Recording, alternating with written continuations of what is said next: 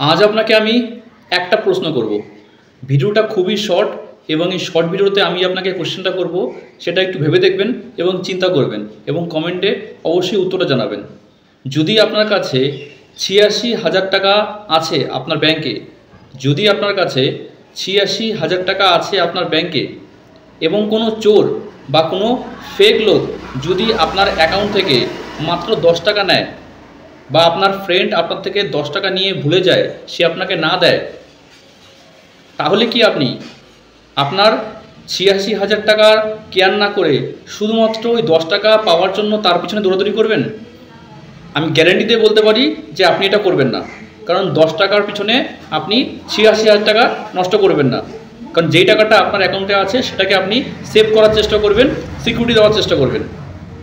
বন্ধুরা, আমাদের জীবনটাও কিন্তু ঠিক সেরকম।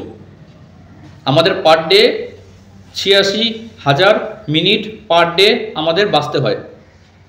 এই ৮৬,০০০ মিনিট যে আছে, এই ৮৬,০০০ মিনিটের মধ্যে যদি কোনো ব্যক্তি আপনাকে ১০ মিনিট বা ১০ সেকেন্ড এমন কিছু বলে দেয় যেটা নেগেটিভ কথা, সেটা শুনতে আপনার ভালো নাও লাগতে পারে, তাহলে কি আপনি তার পিছনে দৌড়াদৌড়ি করবেন, মাথা নষ্ট করবেন এবং সারাদিন ভাববেন যে আমাকে সে ১০ মিনিট খারাপ কথা বলল? বন্ধুরা, আপনার ৮৬,০০০ মিনিট এখনও বাকি পার ডে।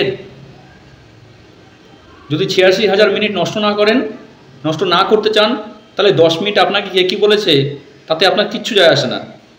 ৮৬,০০০ মিনিট আপনি মন খুলে বাঁচুন এবং আপনি সেই বাঁচাটাকে এত সুন্দরভাবে বাঁচুন যাতে নাকি প্রত্যেকটা দিন আপনার এনজয়মেন্ট থাকে। কারণ মৃত্যু কিন্তু একবারই হয়, কিন্তু মানুষ প্রত্যেক দিন সকালে ওঠে, প্রত্যেক দিন বাঁচে। ভিডিওটা ভালো লাগলে অবশ্যই শেয়ার করুন।